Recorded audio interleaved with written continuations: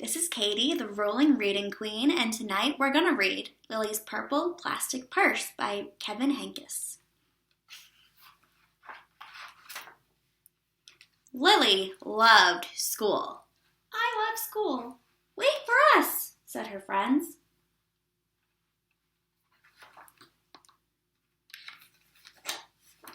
She loved the pointy pencils. She loved the squeaky chalk. And she loved the way her boots went clickety-clickety-click down the long, shiny hallways.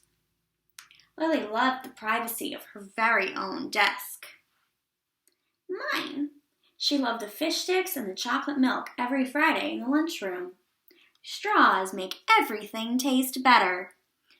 And most of all, she loved her teacher, Mr. Slinger. Here she's holding a flower for him. That's so nice.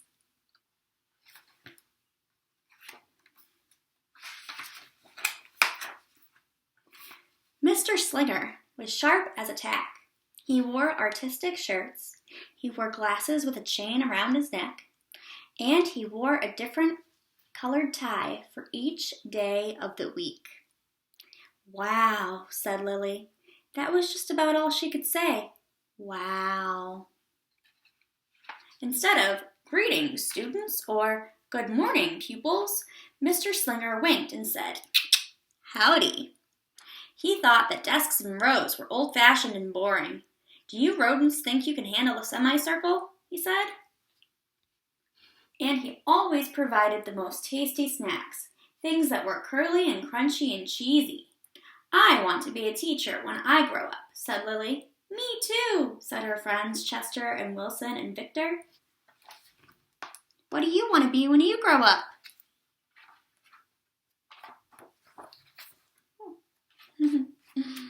Oh my goodness. There we go. At home, Lily pretended to be Mr. Slinger. I am the teacher, she told her baby brother Julius. Listen up. Lily even wanted her own set of deluxe picture encyclopedias. Teachers know everything. What's with Lily? Asked her mother. I thought she wanted to be a surgeon or an ambulance driver or a diva, said her father. It must be because of her new teacher, Mr. Slinger, said her mother. Wow, said her father. That was just about all he could say. Wow. The Light Bulb Lab, where great ideas are born. Whenever the students had free time, they were permitted to go to the Light Bulb Lab in the back of the classroom. They expressed their ideas creatively through drawing and writing. Lily went often. She had a lot of ideas. She drew pictures of Mr. Slinger, and she wrote stories about him too. During sharing time, Lily showed her creations to the entire class. Wow, said Mr. Slinger. That was just about all he could say. Wow. Big, friendly Mr. Nice Man Teacher, by me, Lily.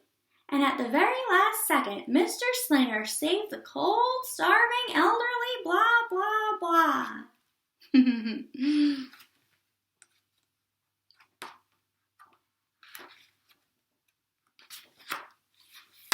When Mr. Slinger had bus duty, Lily stood in line, even though she didn't ride the bus. Lily raised her hand more than anyone in class, even if she didn't know the answer. Call on me, please, please, call on me. And she volunteered to stay after school to clap erasers. I want to be a teacher when I grow up, said Lily. Excellent choice, said Mr. Slinger. One Monday morning, Lily came to school especially happy. She had gone shopping with her Grammy over the weekend. Lily had a new pair of movie star sunglasses, complete with glittery diamonds and a chain like Mr. Slinger's. And she had 3 shiny quarters, and best of all, her 3 shiny quarters. And best of all, she had a brand new purple plastic purse that played a jaunty tune whenever it was opened.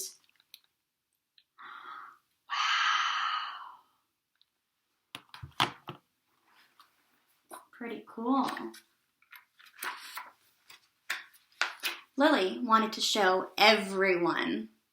Not now, said Mr. Slinger. Listen to our story. Lilly had a hard time listening. Lilly really wanted to show everyone. Not now, said Mr. Slinger. Let's be considerate of our classmates. Lilly had a hard time being considerate. Nice. Not very nice. Lilly really wanted to show everyone. Not now, said Mr. Slinger. Wait until recess or sharing time. But Lilly could not wait. She's in trouble. Uh-oh. The glasses were so glittery and the quarters were so shiny and the purse played such nice music, not to mention how excellent it was for storing school supplies. Look, Lilly whispered fiercely. Look, everyone, look what I've got. Everyone looked, including Mr. Slinger. He was not amused. Uh-oh. I think she's in trouble.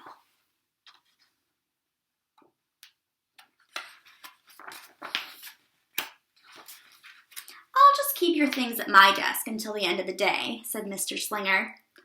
They'll be safe there, and then you can take them home.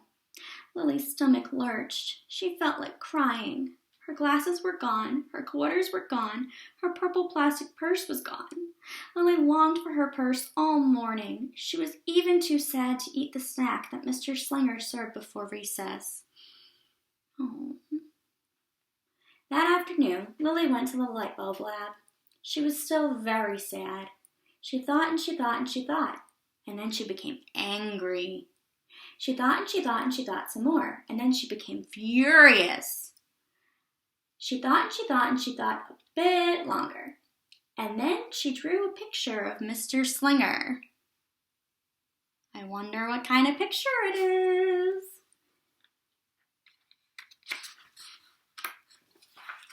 Big, fat, mean Mr. Stealing teacher.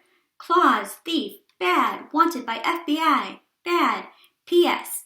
I do not want to be a teacher when I grow up. Right before the last bell rang, Lilly sneaked the drawing into Mr. Slinger's book bag. Uh-oh. When all the students were buttoned and zipped and snapped and tied and ready to go home, Mr. Slinger strolled over to Lilly and gave her purple plastic purse back. It's a beautiful purse, said Mr. Slinger. Your quarters are nice and jingly, and those glasses are absolutely fabulous. You may bring them back to school as long as you don't disturb the rest of the class. I do not want to be a teacher when I grow up, Lilly said as she marched out of the classroom. She's still so angry at him. On the way home, Lilly opened her purse. Her glasses and quarters were inside, and so was a note from Mr. Slinger. It said, "Today was a difficult day. Tomorrow will be better." There was also a small bag of tasty snacks at the bottom of the purse. Lilly's stomach lurched. She felt like crying. She felt simply awful. Lilly ran all the way home and told her mother and father everything. Oh, now she feels bad. Instead of watching her favorite cartoons, Lilly decided to sit in the uncooperative chair. I'll stay here 1,000,000 years for Mr. Slinger. Why does everything always happen to me? 1051, 1052, 1099. That night, Lilly drew a new picture of Mr. Slinger and wrote a story about him too. Lilly was really sorry, so everyone forgave her, even her parents, even her stinky baby brother, even her especially incredible teacher. And then the sun shined its smiley face down on everyone and everything, even the bugs and the worms. The end. Listen up. I forgive everyone. Kind, good, nice, could be principal, worms, bugs. Oops! Oh, Lilly stepped on a bug. I'm really sorry. I am an author.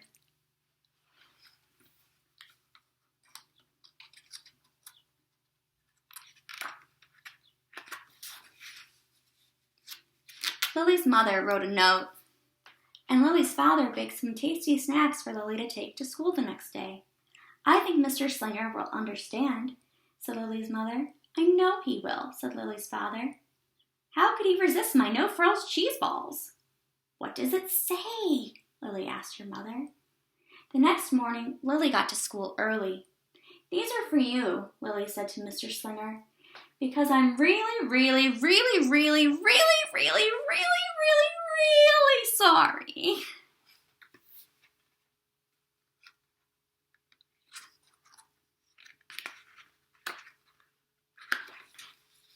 Mr. Slinger read the story, and he looked at the picture, and he read the note.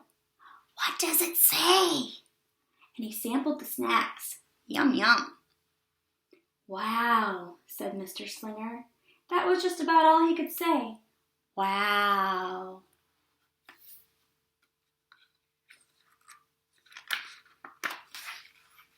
What do you think we should do with this?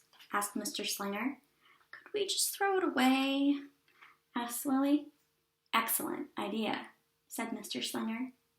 During sharing time, Lily demonstrated the many uses and unique qualities of her purple plastic purse, her shiny quarters, and her glittery movie star sunglasses.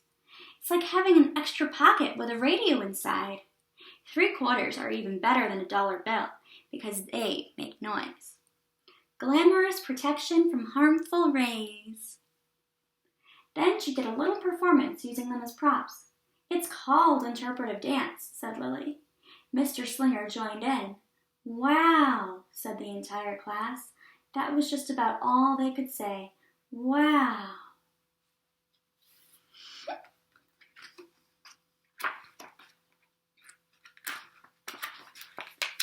Throughout the rest of the day, Lily's purse and quarters and sunglasses were tucked safely inside her desk. She peeked at them often, but did not disturb a soul. Right before the last bell rang, Mr. Slinger served Lily snacks to everyone's delight. What do you want to be when you grow up? Asked Mr. Slinger. A teacher! Everyone responded. Lily's response was the loudest. Excellent choice, said Mr. Slinger. Hooray for Mr. Slinger! Delish! Wow! Goodies! Yippee! No frills cheese balls!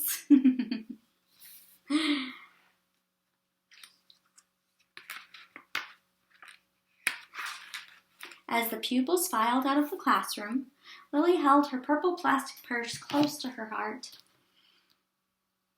Mr. Slinger was right. It had been a better day. Lily ran and skipped and hopped and flew all the way home. She was so happy. She really did want to be a teacher when she grew up.